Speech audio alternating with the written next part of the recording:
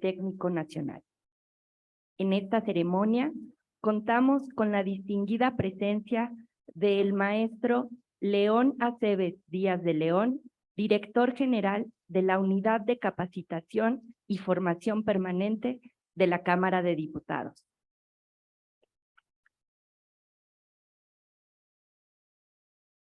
La maestra Gloria Margarita Álvarez López, encargada de la Dirección General del Centro de Estudios para el Desarrollo Rural Sustentable y la Soberanía Alimentaria, CEDERSA, de la Cámara de Diputados. La doctora Ana Lilia Coria Páez, secretaria de Investigación y Posgrado del Instituto Politécnico Nacional. El doctor Víctor Florencio Sánchez Hernández, director del Centro Interdisciplinario de Investigaciones y Estudios sobre Medio Ambiente y Desarrollo, CIEMAT, del Instituto Politécnico Nacional. La maestra María de la Luz Valderrábano Almegua, decana e investigadora del CIEMAT del Instituto Politécnico Nacional.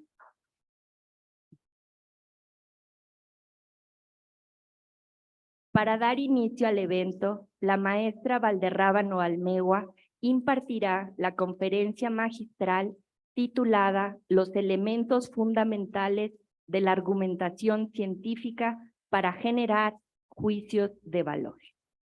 La maestra Valderrábano es ingeniera química industrial por la Escuela Superior de Ingeniería Química e Industrias Extractivas del Instituto Politécnico Nacional.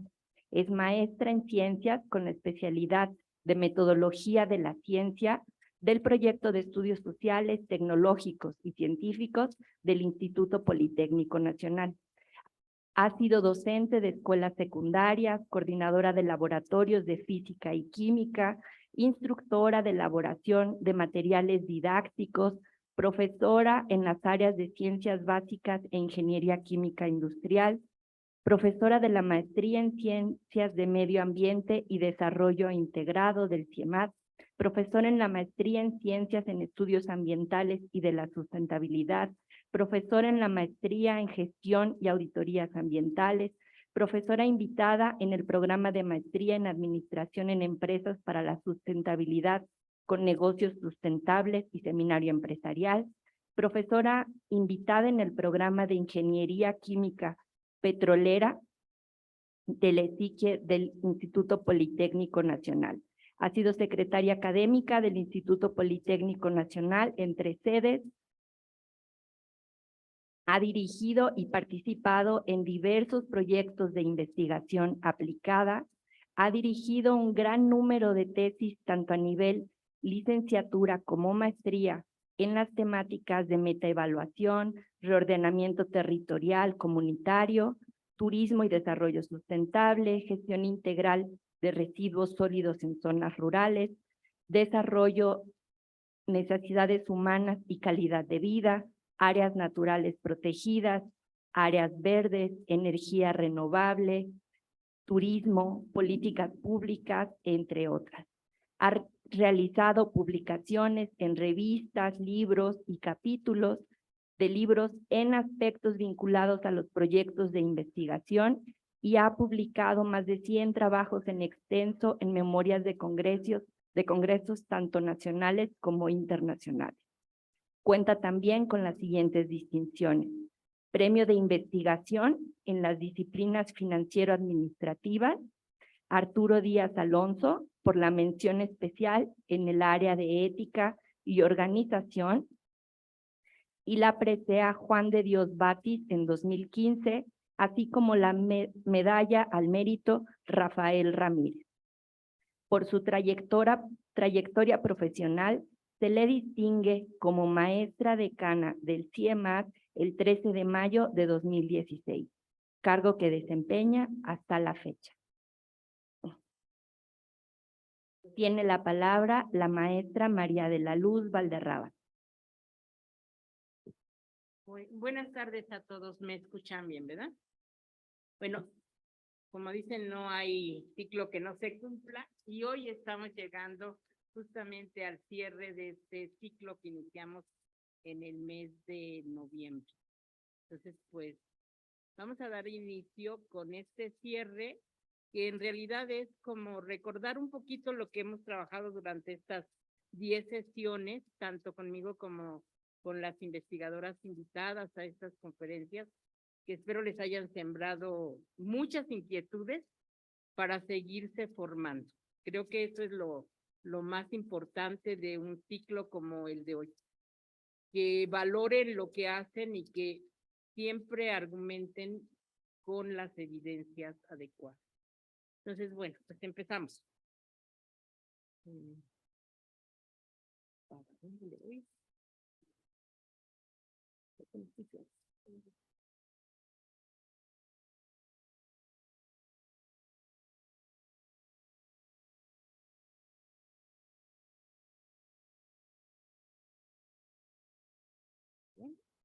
Ok, si ustedes recuerdan nuestro inicio de sesión, justo lo iniciamos con esta imagen, en donde nosotros veíamos a los objetos de estudio en el centro, con todos los actores que pueden influir sobre ese objeto de estudio complejo.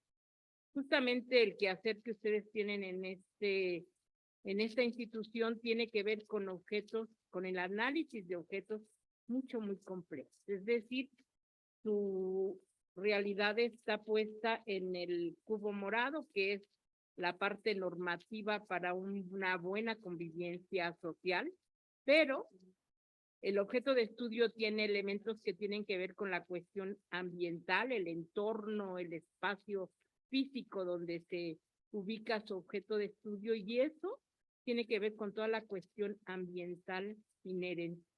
Tiene que ver con cuestiones económicas, tiene que ver con las poblaciones y su historia y sus necesidades. Entonces, legislar no es un proceso fácil. El que ustedes aporten los elementos de juicio pertinentes a sus asesorados me parece que es de vital importancia para contar con una normatividad adecuada.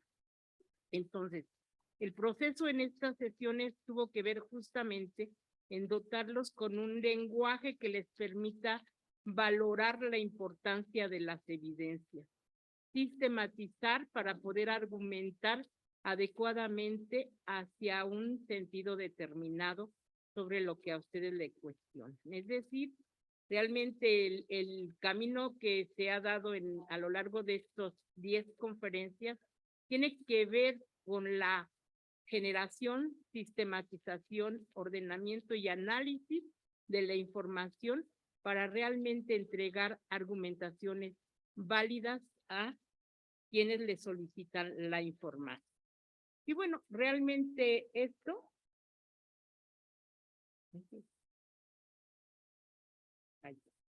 tiene que ver, casi no se ven las líneas, creo que me daron muy delgaditas, es justamente el razonamiento, o sea, todo el trabajo que ustedes hacen con la información que van recuperando, que van sistematizando, tiene que ver una serie de actividades mentales que les llevan a los razonamientos pertinentes para poder presentar soluciones a la problemática. Permítanme para que no nos estén dando la... Entonces, esta lámina, pues ahí se las dejo para que la revisen, porque es el diario que hacer de su cabeza cuando les asignan una tarea. Y bueno, también partimos de estas láminas, o sea, estas láminas que quiere ver en forma muy gráfica el proceso de investigación. Los que está colores es la metodología clásica de una investigación, que puede ser una investigación cuantitativa o mixta. Y en la parte derecha tenemos ahí la metodología que usamos para el análisis cualitativo, utilizando o no software como el Atlas que vimos a lo largo de este trayecto que hemos recorrido.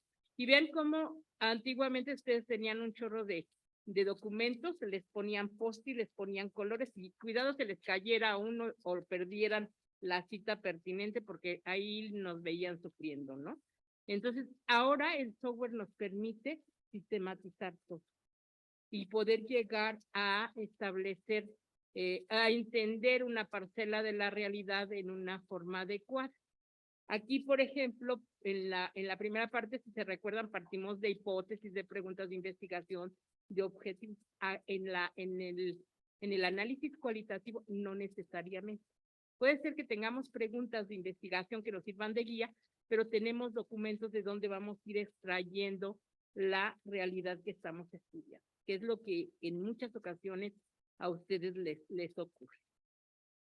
Y bueno, bajo esta métrica de lo que ya recorrimos en este espacio, pues intentaré en esta sesión platicar un poco con ustedes sobre, bueno, cuáles son los puntos de partida para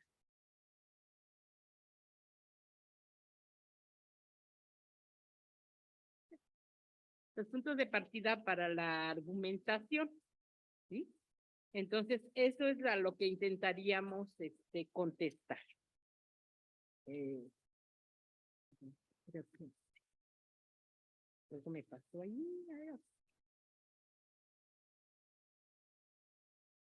No creo que los pasó a mis lados. Ok, miren. Todo mundo decimos, es que voy a argumentar, pero ¿qué tan válida es la argumentación que ustedes están haciendo? Pues puede ser mucho, puede ser nada. Puede que sí haya argumento, puede que no haya argumento en lo que ustedes están sustentando. ¿De qué va a ir la parte de la argumentación? En realidad es la parte final de cualquier investigación. Llámese una tesis, llámese un proyecto, llámese el encargo de la defensa de una postura. Ustedes tienen que recabar todas las evidencias para decir, bueno, las cosas están así.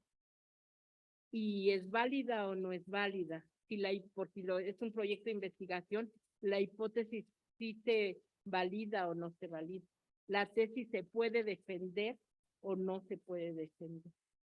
Pero no es porque a mí hoy me dormí muy bien y entonces hoy se me ocurre que tengo para hablar de ello, ¿no? Sino de cada una de las cosas que yo diga, tengo que argumentarla adecuadamente, mostrando las evidencias.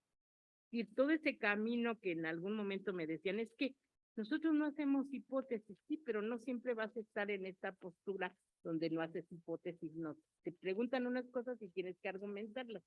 Pero hay que pensar más allá, algún día a lo mejor concursas por un proyecto, bueno, tengas la idea de cómo se debe armar adecuadamente un proyecto. Y bueno, eso es lo que pretendemos en este caso, ¿no? Entonces, vean. El punto de partida de la argumentación de la ciencia. El punto de partida. Y yo dije, me voy a llevar mis láminas porque hasta yo no alcanzaba.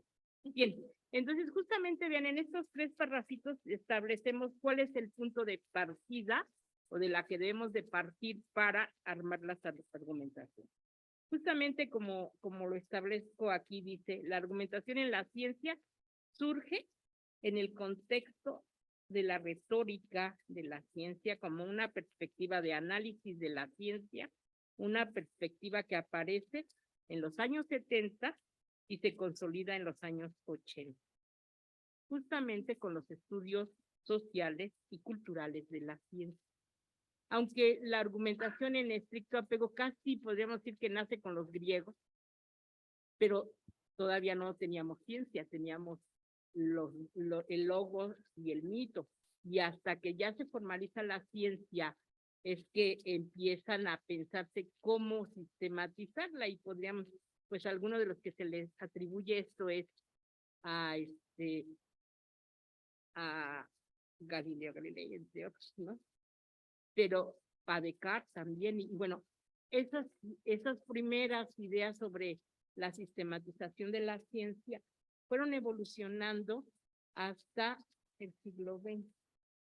donde la ciencia dio grandes brincos, si ustedes se acuerdan y comentamos algún día, como los cambios de paradigma en la física, cómo cambia totalmente en el siglo XX los enfoques, aparece sí la corriente de Viena con la visión positivista y la de Frankfurt más hacia el lado de la parte social. Pero justamente después de las guerras, si ustedes se acuerdan, las guerras siempre detonan el conocimiento científico y después de las guerras se empiezan a consolidar la parte metodológica de cómo sistematizar la información y comunicarla, es decir, empiezan ya a ver formalmente revistas que tenían una mayor cantidad de difusión y eso se debe justamente a que también ha habido avances en la técnica para sistematizar y difundir la información. Que ustedes afortunadamente en esta unidad o nosotros en el Poli tenemos acceso a una cantidad decente de bases de datos del conocimiento científico para ver dónde estamos parados. Y entre las cosas que ustedes hicieron es encontrar la forma de acceder a estas bases de datos, de recuperar información en torno, información válida para sus objetos de estudio y además sistematizar. Entonces, a lo mejor esta es cuestión de práctica. Ustedes este curso es un curso introductorio, pero bueno, eso lo aprendieron a hacer y espero que lo practiquen mucho para que las siguientes tareas que les toquen hacer pues vayan mucho mejor sustentadas. Y bueno, en realidad lo que hacemos con la argumentación es defender con base en las evidencias lo que nosotros decimos. Y esto que decimos, pues puede ir desde cosas muy complicadas, como puede ser probar una hipótesis en un proyecto científico o defender una tesis en una tesis de investigación social, por ejemplo, que va más hacia el lado de defender las tesis que probar una hipótesis. Y mucha de la tarea que ustedes hacen tiene que ver con esto. O sea, les dan una tarea y ustedes dicen, a ver, pero ¿qué es lo que hay que defender? O sea, defender la igualdad de género, defender las energías limpias, defender, etcétera, ¿no? La misma soberanía alimentaria, ¿no? Ahora con la entrada de la biotecnología circular, que también está muy metida en toda la parte alimentaria y el uso de la biomasa, ¿no? Entonces, ese tipo de cosas, ¿cómo la van a presentar ustedes para que quien tome las decisiones de legislar o no, porque en muchos países ya tenemos legislación o ya se tienen legislaciones en torno a la biotecnología circular, a la bioeconomía circular, y en México todavía no tenemos ni siquiera de la economía circular ya aprobada. Ya están los dictámenes, pero todavía falta el último paso. O cómo realmente vemos la pertinencia de argumentar la necesidad de tener un reglamento para la ley de responsabilidad ambiental, que está muy bonita, pero que falta la parte del reglamento para que realmente haya una gestión adecuada. Es decir, ustedes este tipo de cosas los pueden argumentar y sustentar con base en el análisis documental de las fuentes científicas. Entonces, bueno. Y bueno, estos, miren, son los caminos que hemos recorrido. En el inicio, cuando ustedes empezamos, dijimos, bueno, ¿de dónde voy a partir? Y el punto de partida para nosotros primero fue reconocer un objeto de estudio. Una vez que tengo un objeto de estudio, identifico la problemática. Y de la problemática puedo acotar y llegar al problema. Si es un proyecto, puede ser que haya una hipótesis o una tesis que defender o simplemente contestar preguntas específicas. Pues, este es el punto de partida, el área que está ahí en verde. Lo que aprendimos nosotros justamente está en el área verde y en el área azul. O sea, ¿cómo parto de un objeto de estudio y organizo mi investigación acorde a lo que me están solicitando para poder recuperar los datos con el mejor instrumento y sistematizar? Y bueno, esa sistematización puede ser tan amigable como subir todo al Atlas y ir haciendo un análisis hermenéutico. O subir un cuestionario a la nube y con las tablets ir a entrevistar a quien se requiera y sistematizarlos por medio del software de UCINET, ¿no? Por ejemplo, para ver un análisis de redes para la evaluación de política pública. O, en su defecto, poder hacer de las bases de datos con las que ustedes cuentan un análisis a través de un mapeo adecuado de las fuentes encontradas en torno a su objeto de estudio. Ok, hasta aquí, pues todo mundo ya tenemos las herramientas y todo, pero bueno, una vez que ustedes ya tienen de esos softwares, los mapas, las redes, las citas, bueno, todos esos elementos son los que ustedes van a utilizar justo para llegar a este espacio amarillo. Es decir, se argumenta para qué.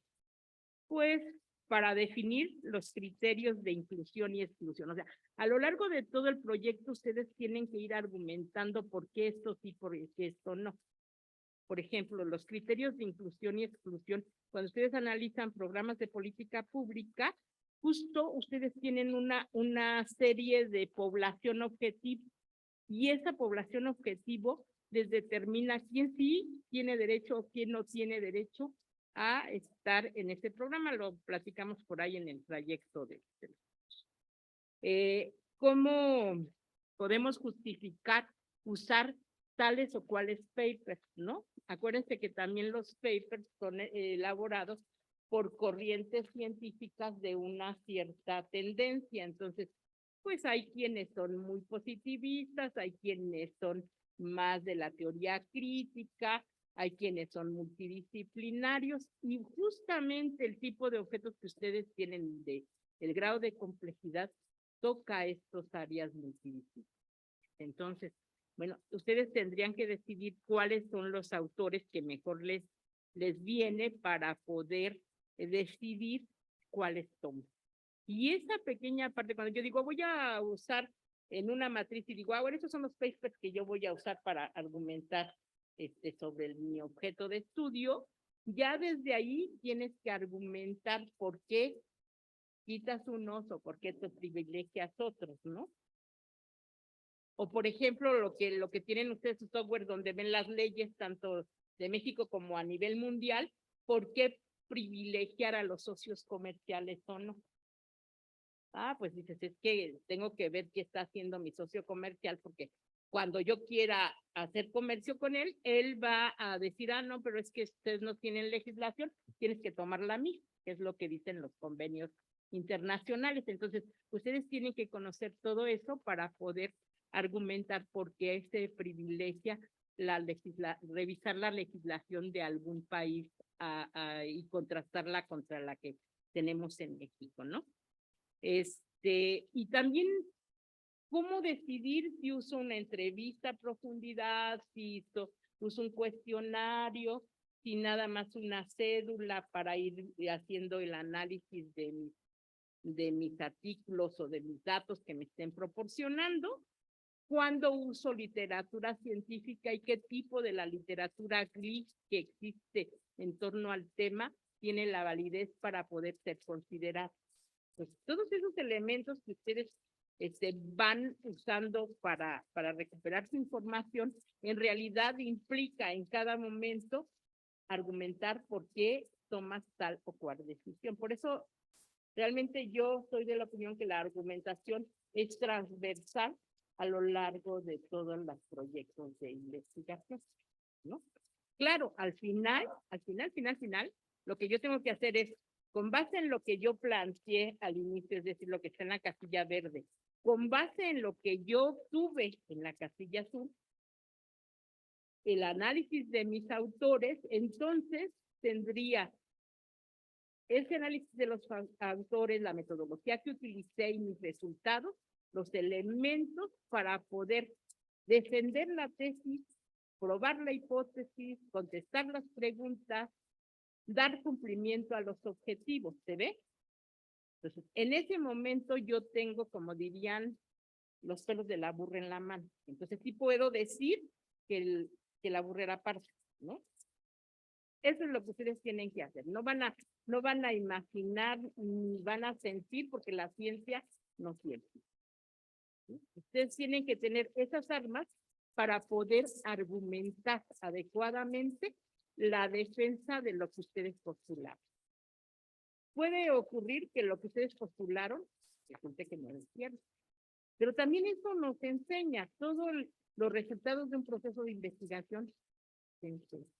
Y también me da los juicios suficientes para llegar a las conclusiones.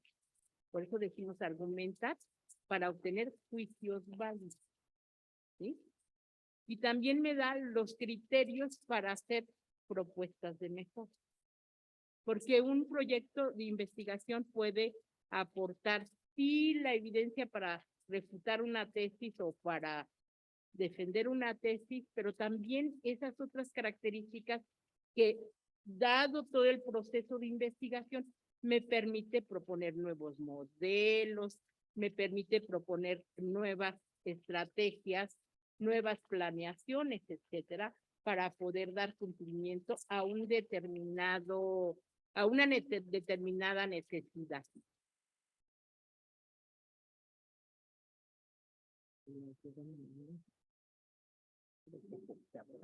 ¿Qué entiendes por argumentación científica? Bien, este término, como ustedes igual estarán que mí, no ustedes sí tienen buenos ojos, pero bueno, yo ya me los acabé.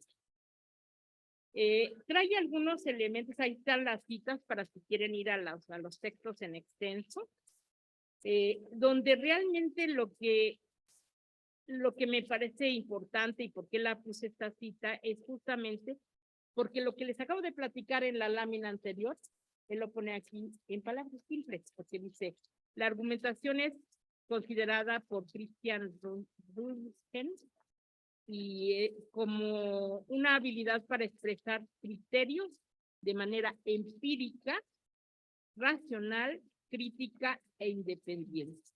La noción de la argumentación como habilidad transita por dos vertientes de poder. Ser considerada como una habilidad para el procesamiento de información, la comunicación, y esto permite la asimilación, comprensión, construcción del conocimiento y el poner en juego la observación, la descripción, la identificación, la comparación, la interpretación, la explicación, la clasificación, la generalización, la predicción, el análisis y la síntesis. Eso es lo que nos permite la argumentación. Me comentaba un compañero, doctor, que, por ejemplo, en algunos países de Europa, una tesis doctoral que normalmente ustedes que son doctores andan por ahí de 300, 400 páginas a veces, y les dice, a ver, en 5 minutos, explique su tesis. Y eso implica capacidad de estudio. ¿Cómo puedo un trabajo de 4 años sintetizarlo en 5 minutos? Pues con el conocimiento que ese proceso me dio. Y ustedes hoy en día creo que tienen algunas de estas capacidades que tenían, pero que ahora las sistematizaron y van a poder hacer mejores trabajos, me parece. Bien. Bien. Ahí me voy a brincar esta herramienta.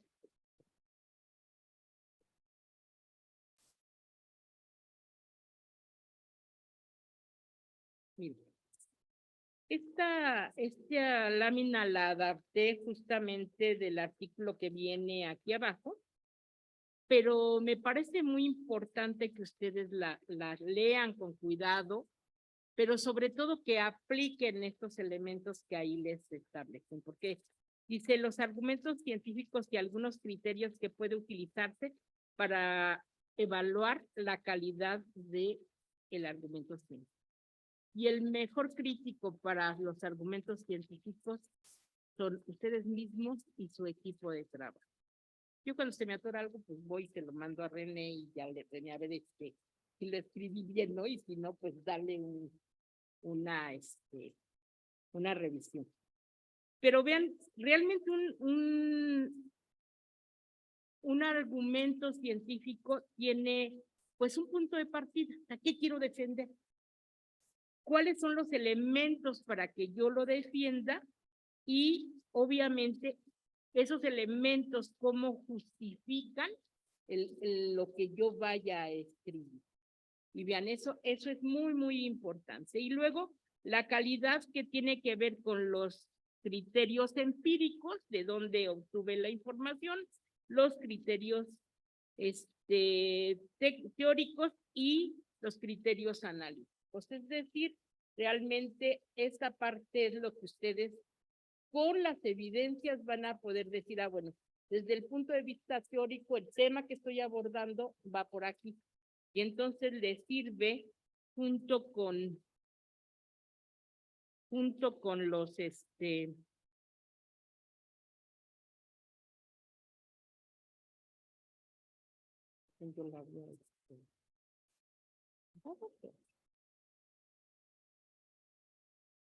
les sirve junto con la parte teórica, junto con lo que ustedes fueron recuperando para armar una argumentación sólida. Y algo que también revisamos por ahí en algún momento fueron los conectores. Los conectores me permiten ir argumentando adecuadamente el tipo de defensa que quiero hacer sobre un tema o la presentación de las evidencias en una forma sistemática y ordenada, porque si no, pues el que va a leer, pues no va a convencer, ¿sí? Obviamente, eso nos lleva justamente a los tipos de argumentos, ¿sí? Los tipos de argumentos van a depender de dónde o qué es lo que quieran ustedes argumentar. Por ejemplo, hay argumentos de autoridad. ¿De dónde sacarían ustedes un argumento de autoridad desde el punto de vista científico?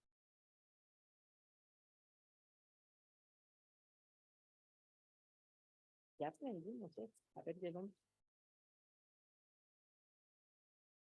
¿Qué se les comió la lengua?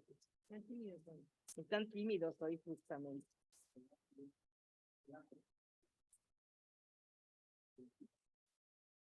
La norma, ¿no? O sea, tú dirías la norma. O sea, claro. O sea, ese es el primer acceso que ustedes tendrían para tener la autoridad, porque es quien dicta toda la parte normativa en nuestro país, ¿no? Pero desde el punto de vista de quién tiene autoridad sobre un tema específico de estudio, de investigación científica.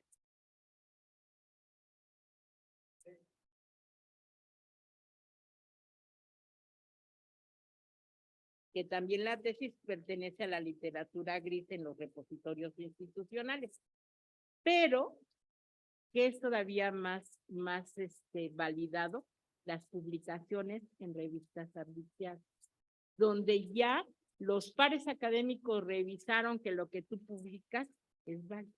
Y para eso son las bases de datos, que ya ustedes por lo menos ya las saben usar, ¿sí? Ellos nos van a permitir argumentar con autoridad sobre por dónde está yendo el conocimiento científico en torno a este objeto de estudio, ¿sí? Y bueno, a veces lo que hacemos es argumentar con base en ejemplos. Y esos ejemplos tienen que ver, por ejemplo, con lo que se ha estudiado, desde qué ángulo se han estudiado, tanto desde el punto de vista científico como desde el punto de vista legislativo. Justamente decíamos hace rato de los pares, de los países que son miembros por convenios con los cuales tenemos, ¿no? Entonces, es importante ver qué es lo que ellos nos dicen.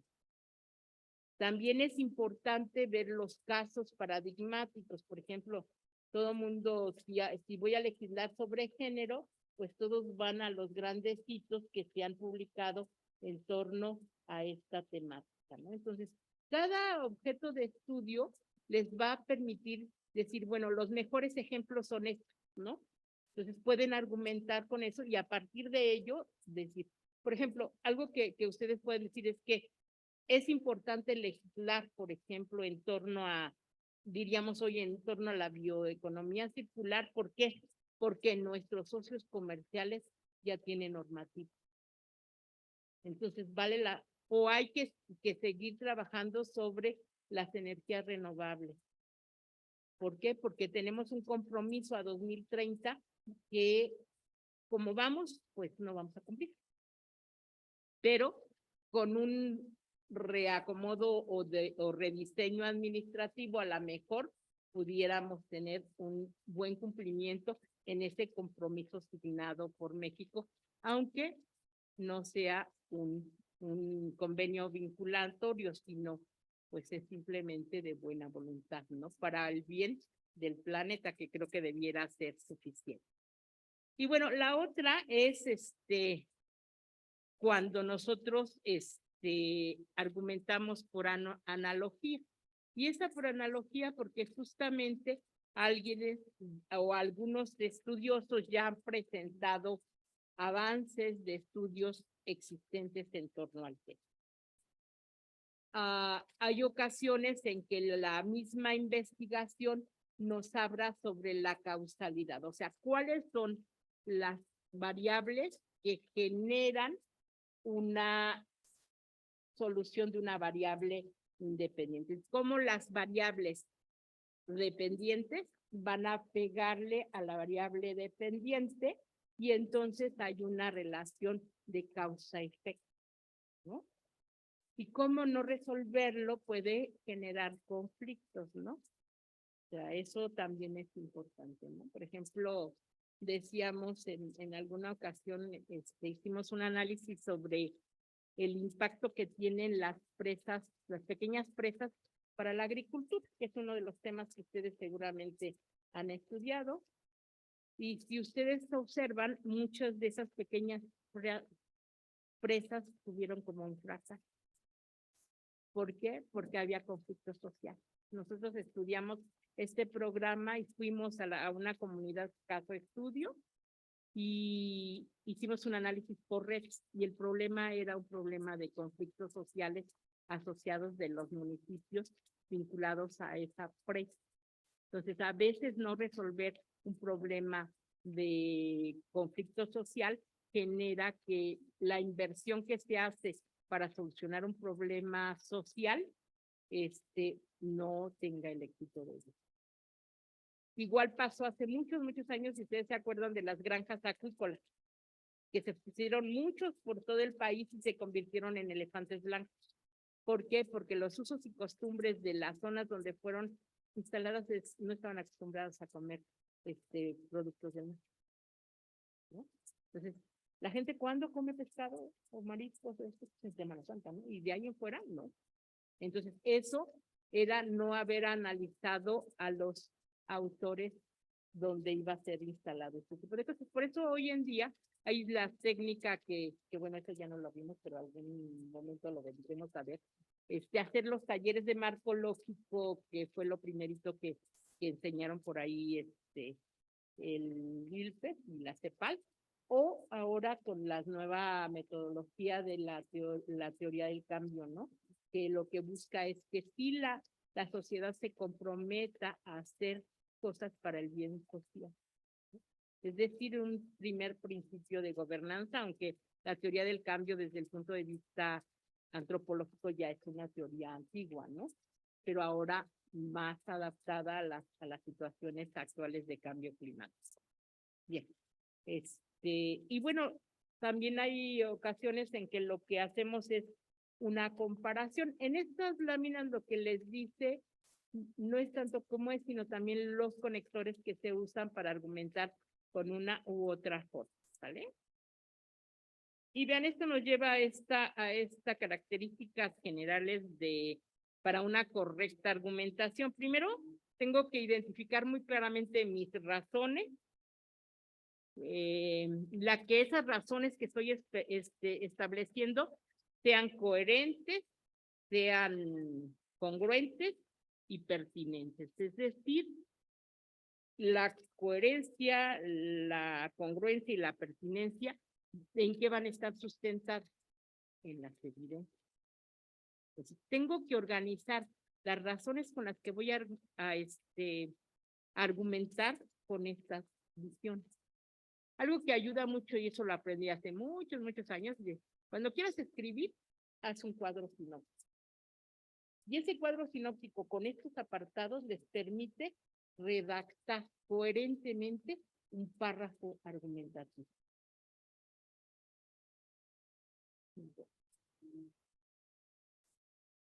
Estas son las composiciones del argumento. Vean, está en 3 apartaditos. Primero, distinguir entre las premisas y la conclusión. La conclusión es a lo que yo quiero llegar, pero para poder llegar bien tengo que ver cuáles son, de dónde partí y cuáles son las premisas que los datos y las evidencias me proporcionan. Debemos presentar las ideas en orden natural, partir de premisas fiables. No porque yo siento que las cosas van por aquí, no, la ciencia no siente. Así es que ustedes tienen que presentar las evidencias. Ustedes dicen, bueno, miren, en tantos países se aborda la temática así.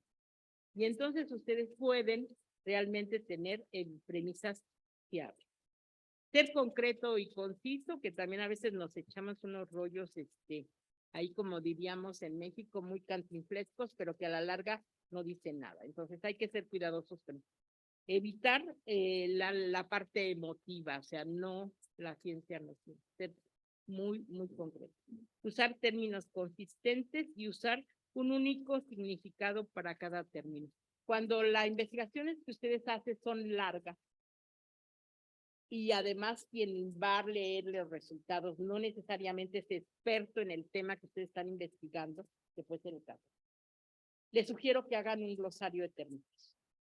¿Para qué? Para que esos términos que ustedes están utilizando, los compañeros sepan a qué se refiere.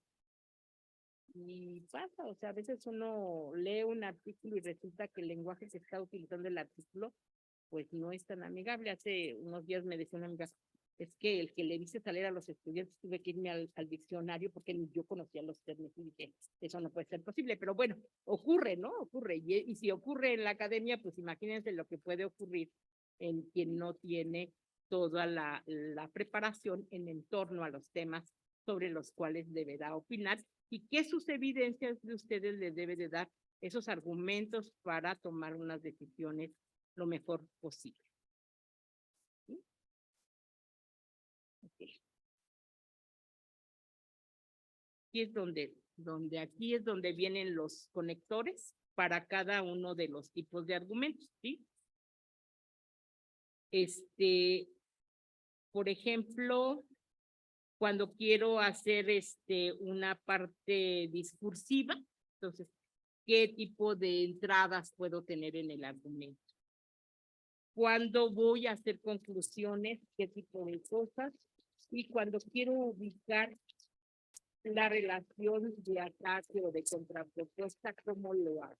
¿Por qué? Porque la argumentación puede ser escrita o puede ser oral. Creo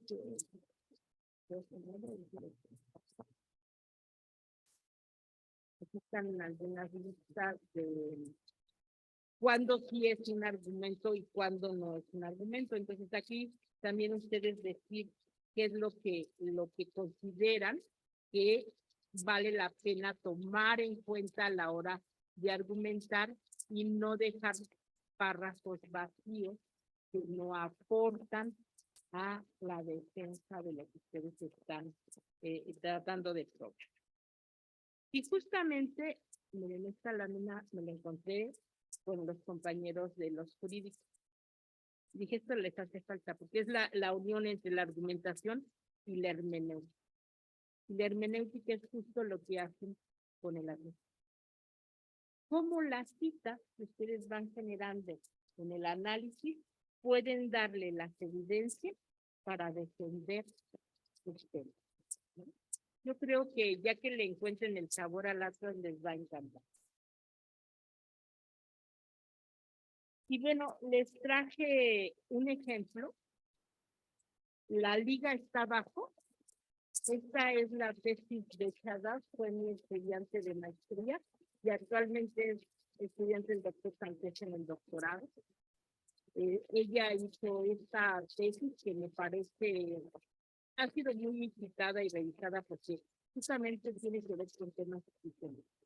Es un análisis de la política energética en México y su perspectiva para el cumplimiento de las metas de generación de energía limpia y la Agenda 2030. Es una tesis derivada justo de un proyecto que hace de la ciudad.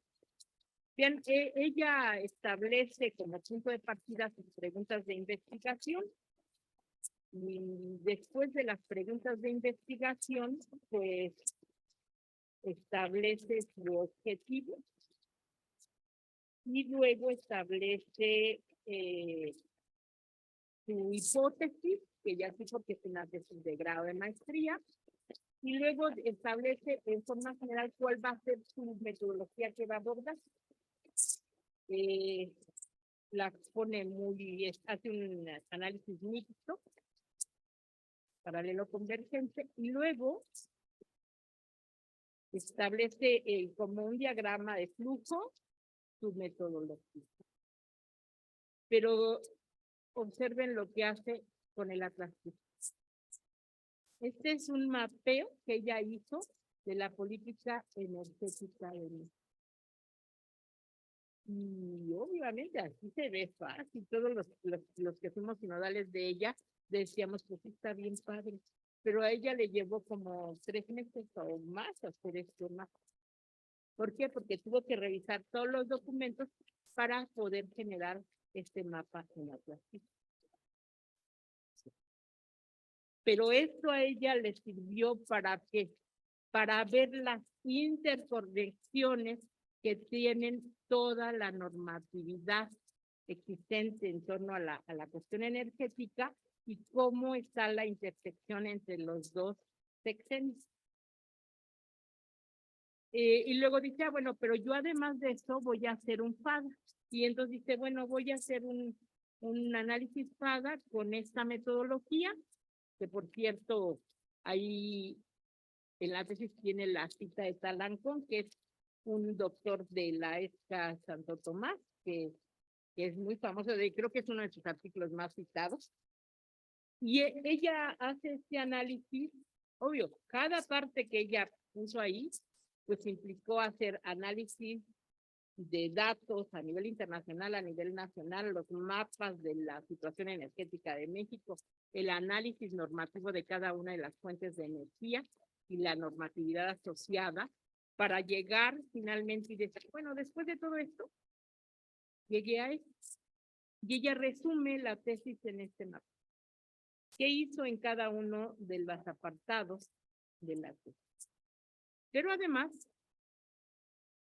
dice, bueno, miren, yo me puse como metas esos objetivos. Los fui desarrollando y fui dando respuestas a cada una de las cosas que planteé. Después de esto viene los juicios de valor para las conclusiones, viene la propuesta que ella, como los datos le dicen que no vamos a cumplir al 2030 como vamos, les hace una propuesta de qué se podría hacer para poder revertir este no cumplimiento. Y creo que vale la pena que le echen, vale la pena, y está la liga, y creo que la van a disfrutar. Esta, como otras tesis del tema, creo que aporta elementos de texto de temas difíciles, en temas vigentes y pertinentes para mí. Y pues eso sería todo de mi parte en esta clase. No sé si tengan alguna pregunta, creo que tenemos como 3 minutos para una pregunta.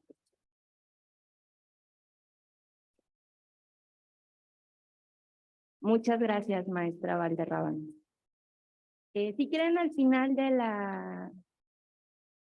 ¿Sí? Gracias, doctor. Saludamos y damos la bienvenida al doctor Juan Carlos Cervantes, director general del Centro de Estudios de Derecho e Investigaciones Parlamentarias.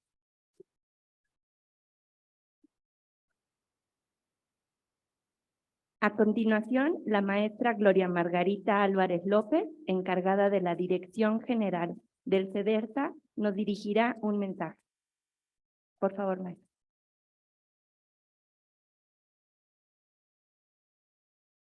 Hola. ¿Sí? Pues saludo con mucho gusto a la doctora Ana Lilia Coria Páez, secretaria de Investigación y Posgrado del Instituto Politécnico Nacional, al doctor Víctor Florencio Sánchez Hernández, director del Centro Interdisciplinario de Investigaciones y Estudios sobre Medio Ambiente y Desarrollo, también del Instituto Politécnico Nacional. Gracias por acompañarnos. Al maestro en Ciencias León Aceves Díaz de León, director general de la Unidad de Capacitación y Formación Permanente, a la maestra Valderrábano, muchas gracias. A la comunidad del CEDERSA, al público que nos acompaña, a nuestros compañeros de otros centros de estudio que también nos hacen el favor de estar aquí con nosotros. A todas y a todos un saludo y una bienvenida, una gran bienvenida por acompañarnos a este momento de clausura del ciclo de conferencias en relación a la investigación científica. Quiero empezar agradeciendo a la licenciada Graciela Báez Becardes, secretaria general, por su valioso apoyo para llevar a cabo el ciclo de conferencias. También agradecemos al licenciado Hugo Cristian Rosas de León, secretario de Servicios Parlamentarios, su compromiso con el trabajo que realizamos en el centro, quien les manda un saludo y se disculpa por no poder acompañarnos debido a las tareas que tiene encomendadas para la sesión del día de hoy. Quienes estamos aquí en el día a día sabemos que ha sido una jornada legislativa particularmente intensa. También agradecemos al maestro León Aceves Díaz de León, director general de la Unidad de Capacitación y Formación Permanente, por su valioso respaldo para esta iniciativa sobre investigación parlamentaria. Gracias, León.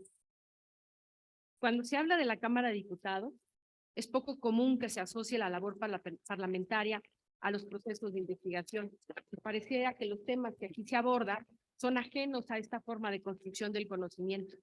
No obstante, la metodología de la investigación científica proporciona un marco que permite garantizar que los datos empleados en la confección de la legislación sean recopilados y analizados de manera rigurosa y sistemática.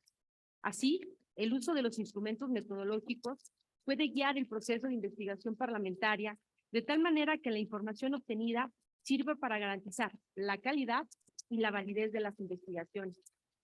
Sabemos que la metodología de la investigación científica contribuye ahora a que los investigadores parlamentarios definan claramente el problema o la pregunta de investigación, formulen los objetivos y las hipótesis y al seleccionar las técnicas de análisis de datos apropiadas a cada uno de los retos que se enfrentan.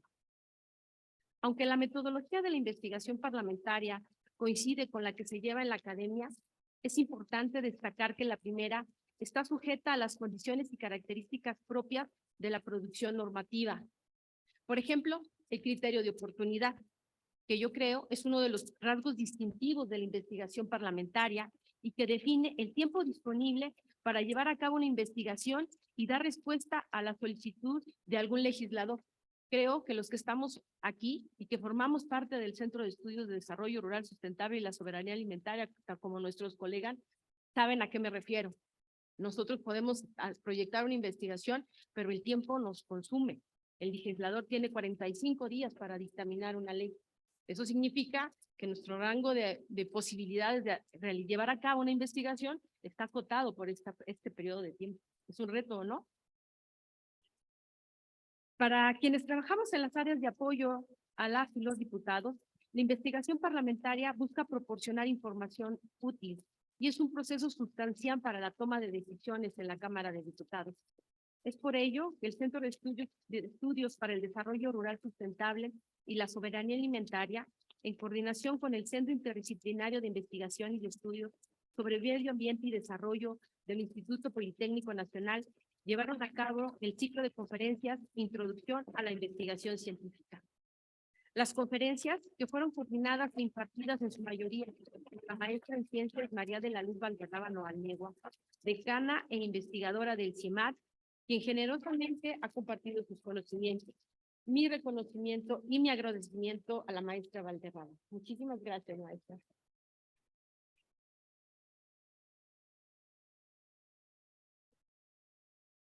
Con satisfacción, podemos decir que el ciclo de conferencias ha cumplido con el objetivo de incrementar las competencias de investigación en este centro de estudios. Confiamos en que la vinculación entre el Instituto Politécnico Nacional y la Cámara de Diputados seguirá dando frutos. Para ello, estamos impulsando un convenio de colaboración entre ambas instituciones para continuar realizando de manera conjunta actividades de capacitación, publicaciones, intercambio de información y evento, entre otras actividades. La maestra Valderrábano nos compartirá uno de los productos derivados de las conferencias que estoy segura de gran utilidad en nuestras actividades de apoyo a la labor parlamentaria. Y yo me ahorro el anuncio y se lo dejo a la maestra para que ella lo haga. A la comunidad del CEDERSA, a nombre de la comunidad del CEDERSA, reitero nuestro agradecimiento al Instituto Politécnico Nacional, al Centro Interdisciplinario de Investigaciones y Estudios sobre Medio Ambiente y Desarrollo y a la maestra Valderrábano por su disposición y colaboración con este Centro de Estudios de la Cámara de Diputados, que estoy segura será en beneficio del país. Agradezco su atención y muchas gracias.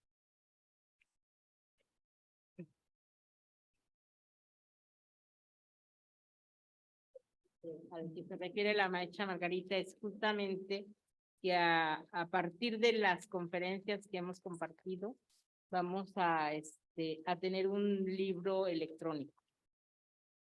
Cada una de las conferencias tendrá un capítulo del libro, son 10 capítulos que conforman el libro y algunas de ellas las escribiré yo junto con el maestro René, estaré coordinando todos los capítulos y algunos de ellos participaré con él, algunos con las conferencistas invitadas que brillantemente vinieron a compartir sus experiencias, dos de ellas egresadas del doctorado del CIEMAT, está la doctora Marlene y la doctora Gabriela, que son expertas en las áreas que vinieron a compartir con ustedes, y una estudiante, Jennifer, y una niña de servicio social, Sabrina.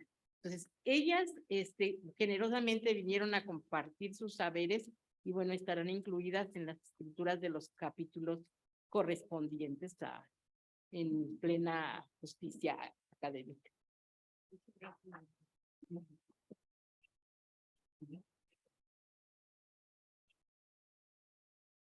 Gracias, maestra.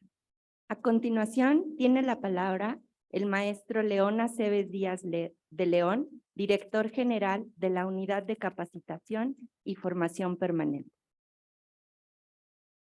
Muchas gracias, muy buenas tardes, muy amables. Apreciada Margarita, gracias por la invitación y aprovecho para pues felicitarte por este espíritu constructivo, por este sello que has venido imprimiendo al CEDERSA en los últimos tiempos de manera tan importante. Maestra, un honor escucharla.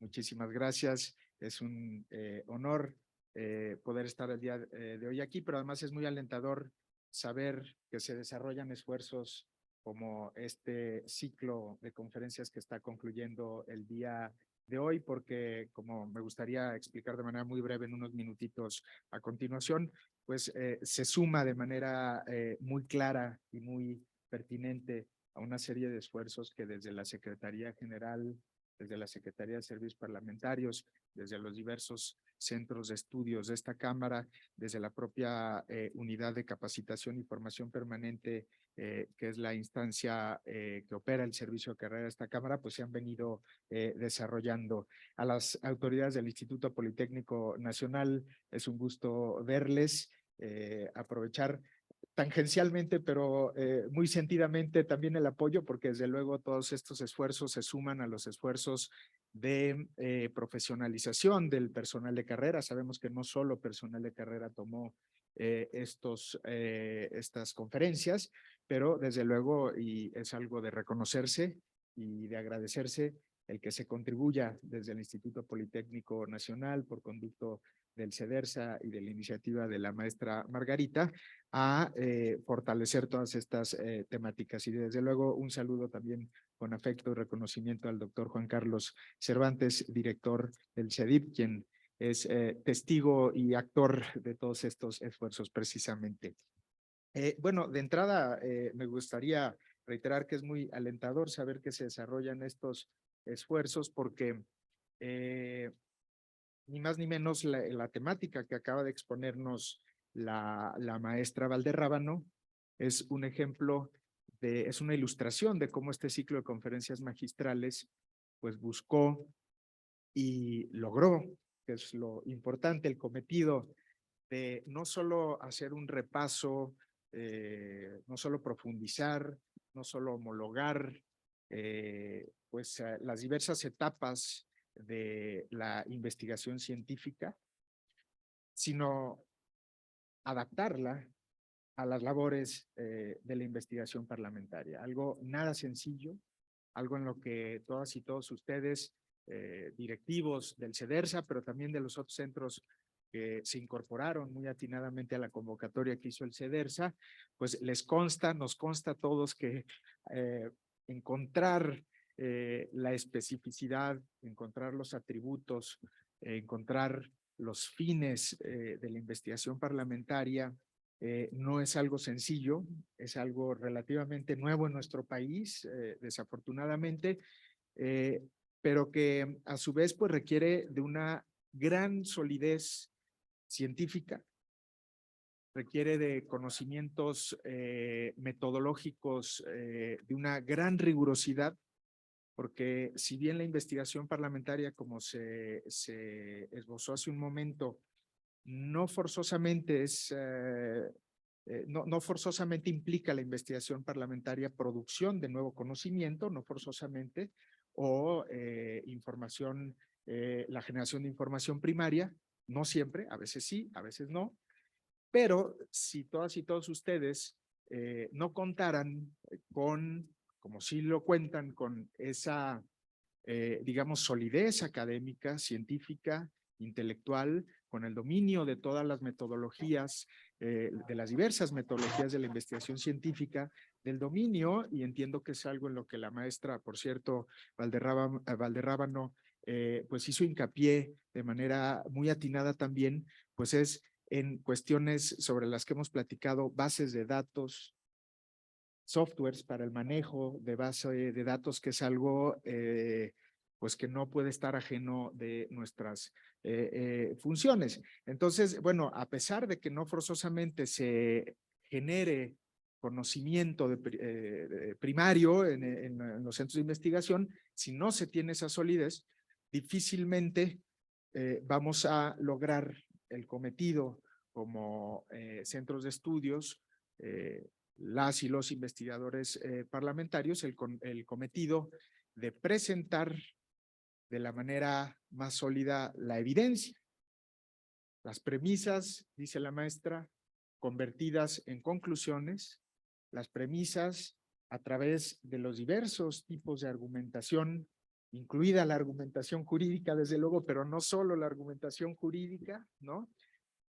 Pues es básico para llegarle a quienes son los destinatarios de los documentos, de los análisis, de los productos, de la información, los principales, no los únicos desde luego, pero los principales destinatarios, como son las y los legisladores, como son las comisiones legislativas, como son los órganos de gobierno de la Cámara.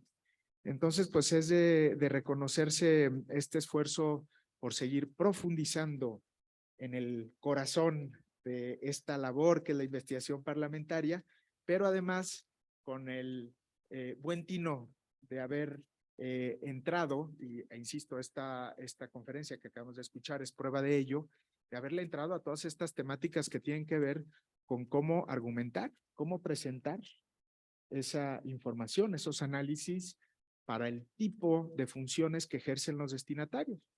Y casi para concluir, pues el cerebro, parte del cerebro de cualquier parlamento se encuentra en los servicios de investigación, de análisis, de documentación, de investigación, como lo constituyen los centros, como lo constituyen ustedes.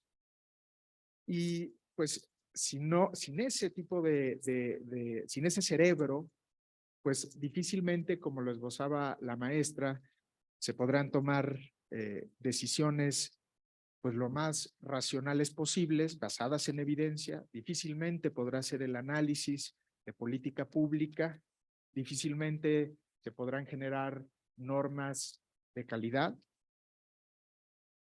propuestas innovadoras, analizar temas de coyuntura que no forzosamente estén siendo estudiados, pero también temas de prospectiva que tampoco pueden estar siendo estudiados y que es indispensable entrarle, normas de calidad, desde luego, con racionalidad jurídica, pero que también, y con esto estoy casi por terminar, pero también normas que provengan, y me parece que aquí el tema, los temas aquí abordados y a lo largo de las sesiones son esenciales, pues normas que provengan de un conjunto, bueno, primero esa solidez científica, de la pertinencia de la información que se selecciona, pero también de un conjunto de instrumentos, de metodologías, como son las evaluaciones de impacto.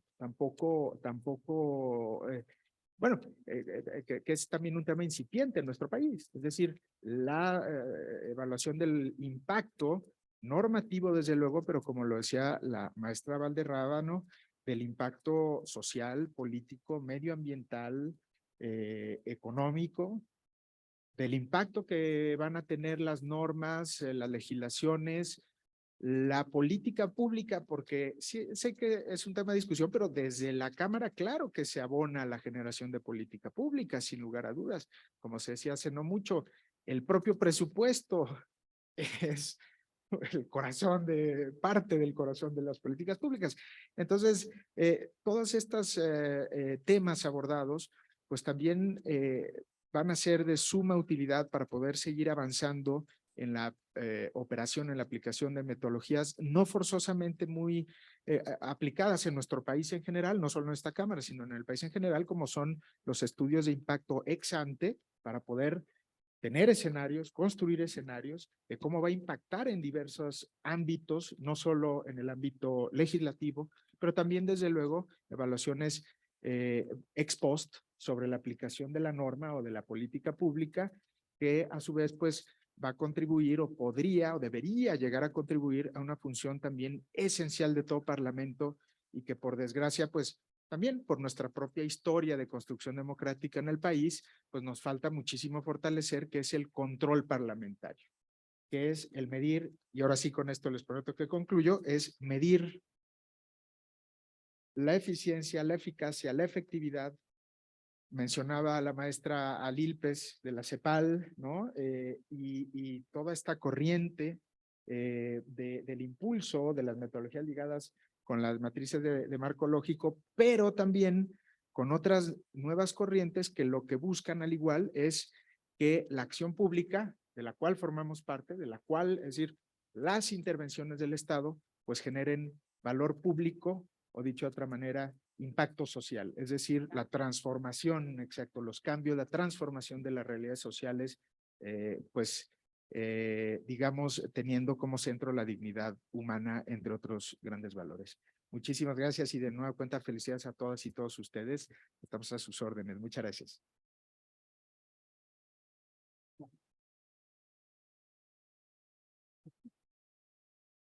Contamos ahora con la intervención del doctor Víctor Florencio Santos Hernández, director del Centro Interdisciplinario de Investigaciones y Estudios sobre Medio Ambiente y Desarrollo, CIEMAT, del Instituto Politécnico Nacional. Muchas gracias. Primero que nada, doctora Alejandra, maestro León, y sobre todo, maestra Margarita.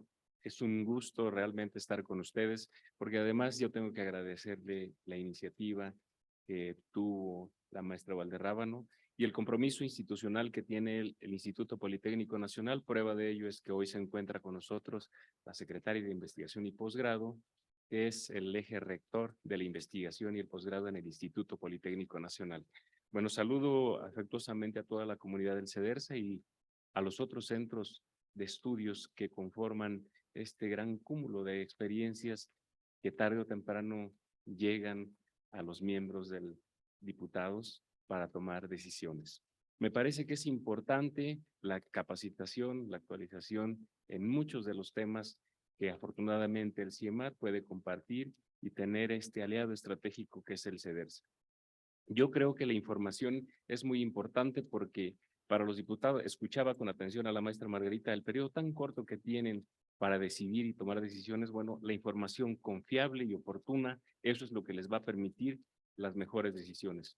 En mi opinión, la calidad de la información determina la calidad de las decisiones y la calidad de las decisiones determina la calidad de las acciones que se pueden convertir en políticas públicas, en nuevas leyes, y eso es fundamental para nosotros apoyar en lo que más se pueda. Afortunadamente, el Centro de Investigaciones al cual represento, pues tiene 3 departamentos y yo creo que nosotros también nos llevamos una retroalimentación de este ciclo de conferencias y estaremos muy al pendiente. La maestra Valderrábano, maestra decana del centro, además es investigadora activa del Departamento de Sociedad y Política Ambiental, pero tenemos el Departamento de Territorio y Ambiente y por supuesto el Departamento de Biociencias e Ingeniería, de los cuales ustedes podrían abrevar también conocimiento, experiencia en el manejo de residuos sólidos, en el composteo, en energía renovable, en sistemas fotocatalíticos, en el manejo de sistemas satelitales, información que me parece que es fundamental y que ustedes pueden poner a disposición de los miembros legisladores. Es muy importante para nosotros y entonces yo creo que vamos a abrevar y retroalimentarnos. Tendré una plática de reflexión con la maestra Valderrábano para sacar provecho de este diálogo que mantuvo con ustedes. Solo me queda agradecer nuevamente la confianza que han depositado en el centro, en el Instituto Politécnico Nacional, y quiero decirles que de la mano con ustedes seguramente contribuiremos a tener un país más justo y con menor desigualdad. Muchísimas gracias por su atención y les deseo muy buenas tardes.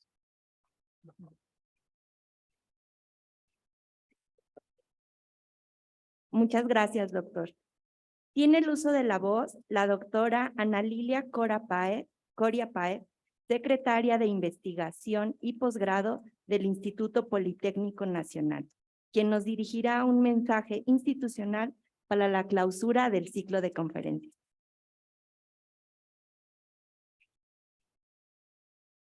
Pues muy buenas tardes, muchísimas gracias por esta invitación.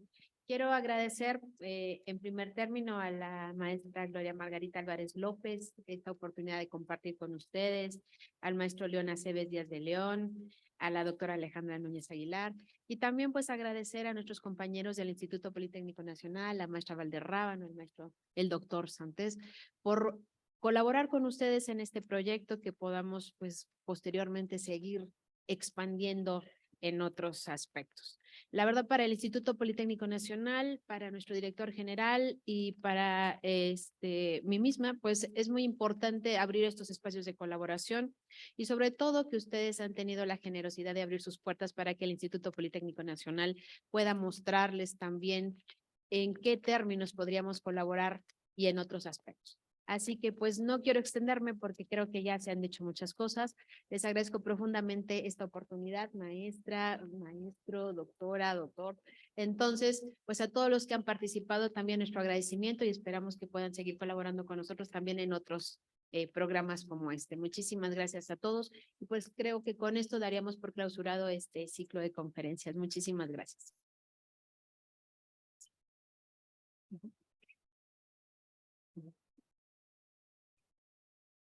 Gracias, doctora.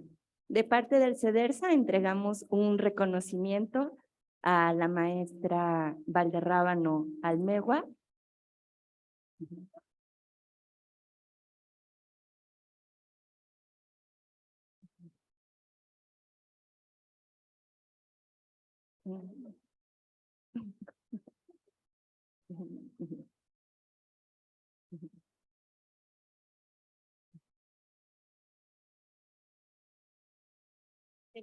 Siempre cuando uno tiene un grupo nuevo de cualquier nivel, compartes tu saber, pero también aprendes te retroalimentas de. Yo tengo un rato trabajando en evaluación de políticas públicas, he participado en algunas evaluaciones de políticas federales y me parece que es un tema muy importante el que ustedes estén formándose con mayor rigurosidad. Nos va a dar mejores normativas para todo el país, me parece. Pues felicidades por haberme aguantado 10 sesiones. Y pues sería de mi parte todo por eso. Muchísimas gracias.